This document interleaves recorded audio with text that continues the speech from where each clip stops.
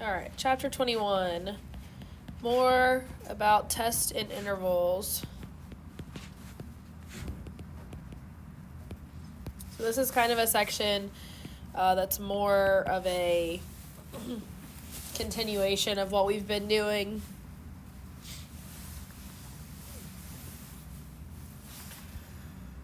So, to start with, your claim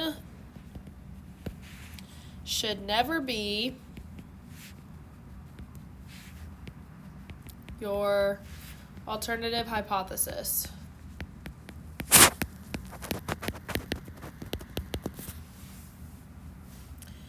Because you never accept a null hypothesis. Only fail to reject, which I think you figured out yesterday.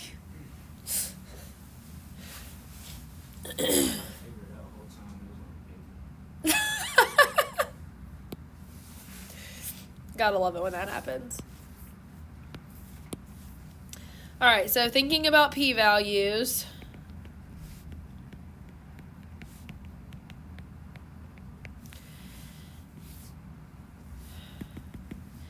The p-value is not the probability the null is true. It is a conditional probability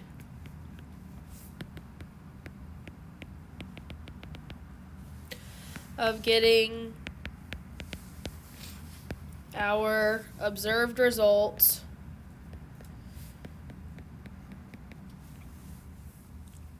or one's more extreme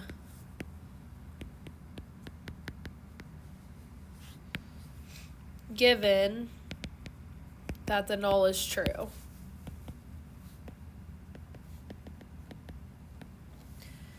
So the probability of observed given the null is how it would actually be written.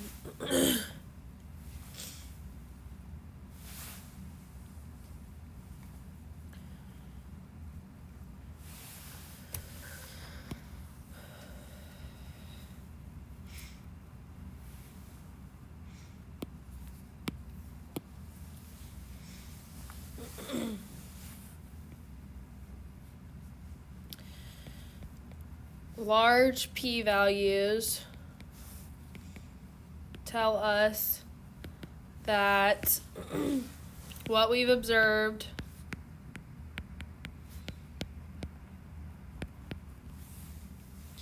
isn't surprising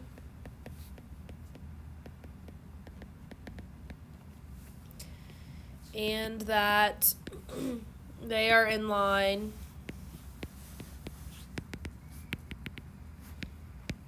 with our null hypothesis.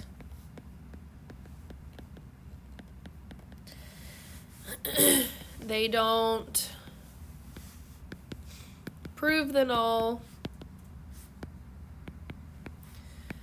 They just don't provide evidence that it's not true.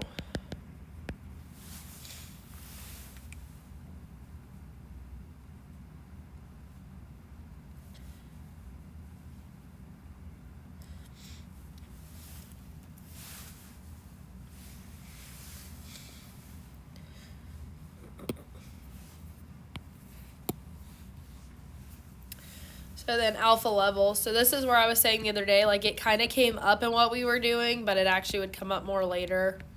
So this is later. We decide on a threshold for our p-value before we run a test. If the p-value is below this threshold, we'll reject the null. This threshold value is called the alpha level.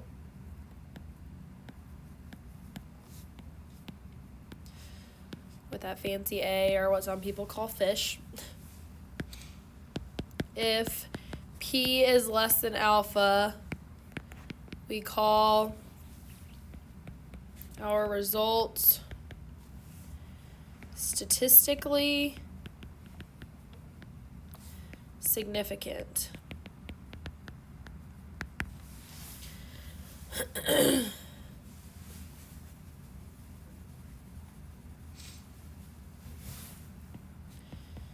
Choosing alpha equal to 0.1, alpha equal to 0.05, alpha equal to 0.01.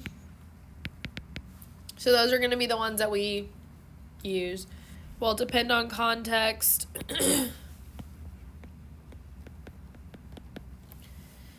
Alpha level is also called the significance level.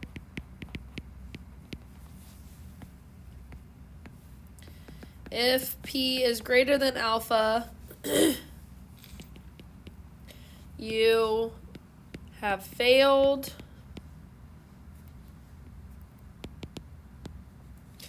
to find significant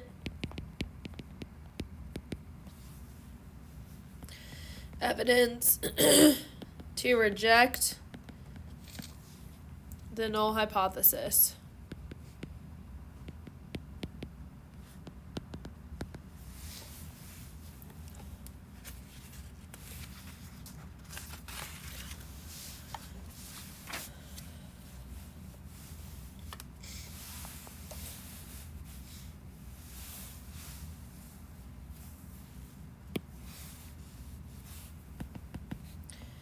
Just because a test is statistically significant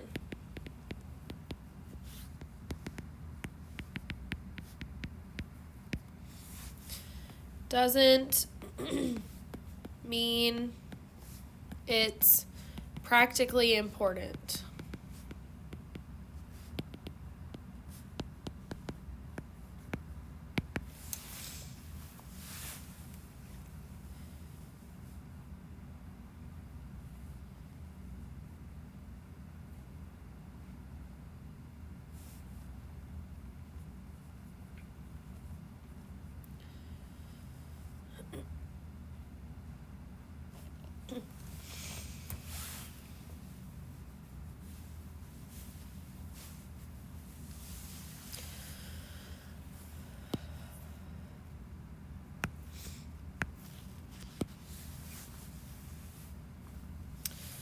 So then confidence intervals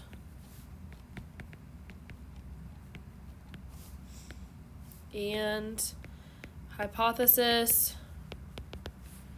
tests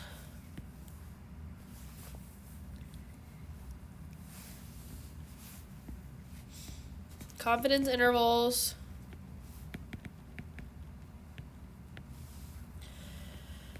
are naturally two-sided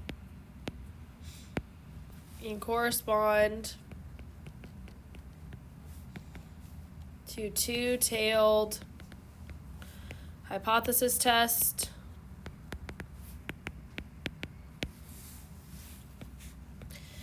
a 95% confidence interval corresponds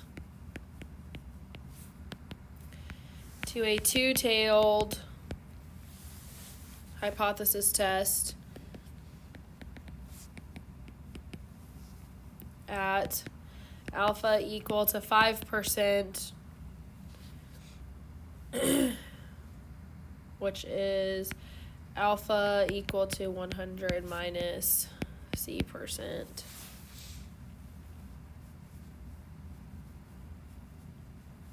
Because that takes off the whole thing. A one-tailed test with alpha equal to 5% corresponds to a 90% confidence interval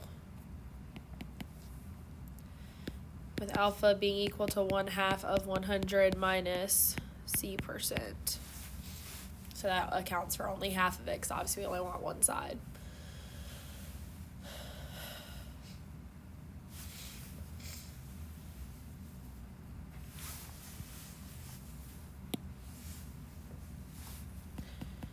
For small samples, if NP or NQ is not greater than or equal to 10, add 2 successes and 2 failures.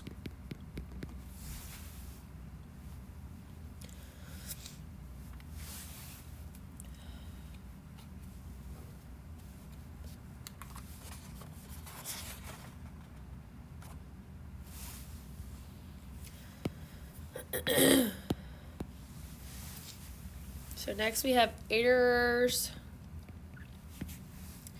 So there are 2 errors.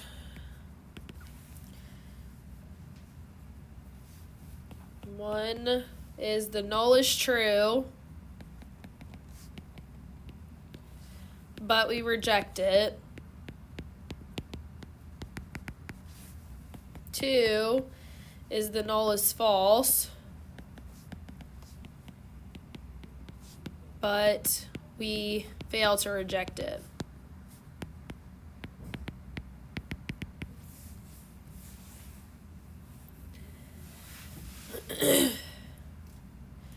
So we call them either type 1 or type 2 errors. So a type 1 error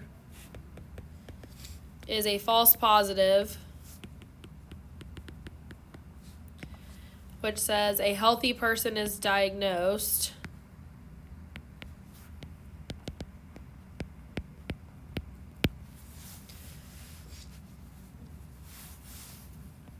Then type 2 is a false negative, which is a sick person is not diagnosed.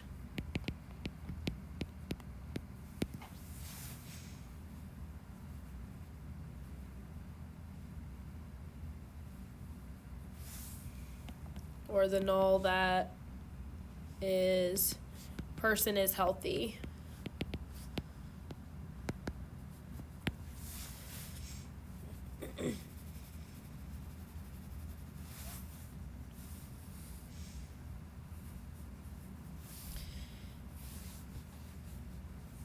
So context determines which error is worse.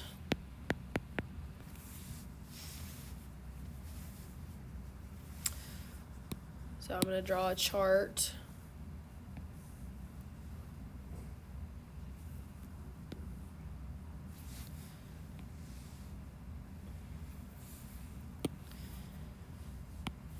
So this is going to be truth. This is going to be result. So if we have the null is true in the first one, null is false in the second one, then on the side, reject the null.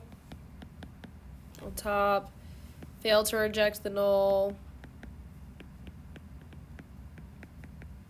On the bottom.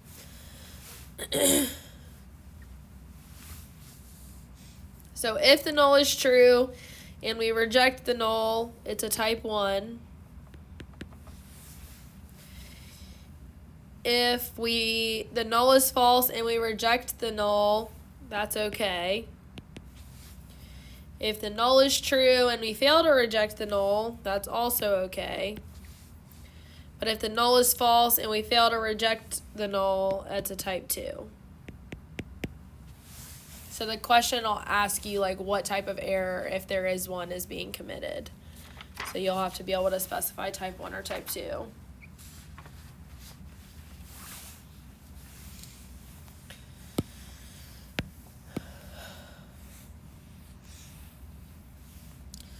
So just a few more things to note in regards to error and stuff. Your alpha level is the probability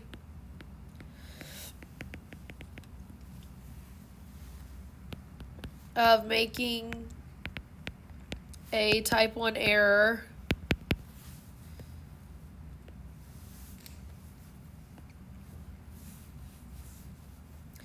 a test's ability to detect a false null hypothesis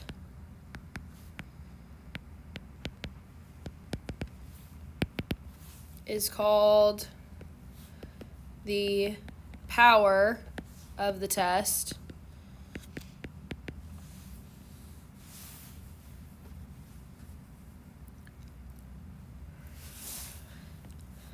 Beta is the probability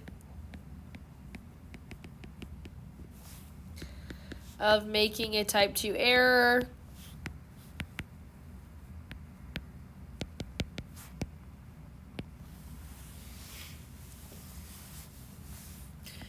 so then the power of a test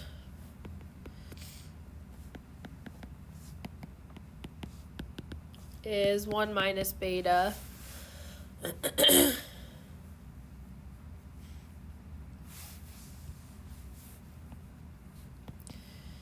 The only way to reduce both types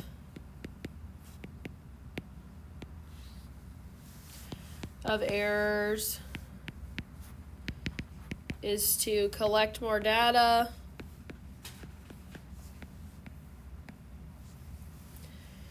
so have a larger sample size.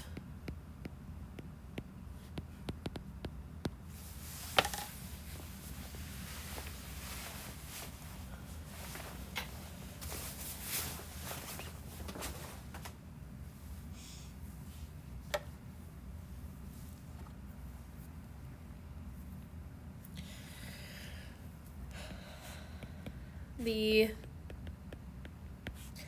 effect size is the difference between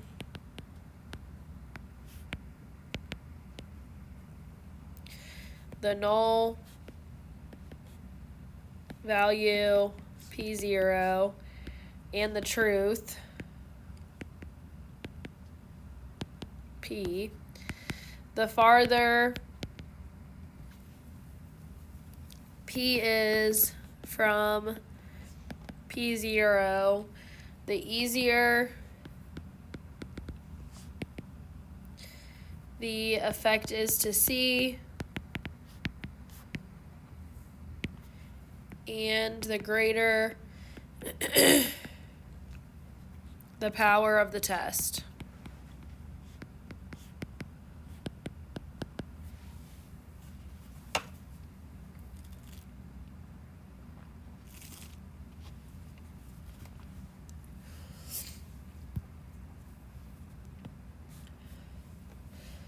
The only way to reduce alpha and beta is to decrease standard deviation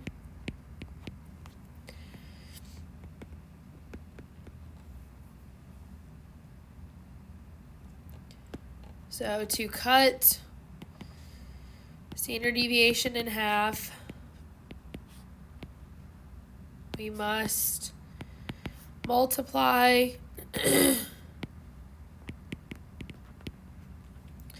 n by 4.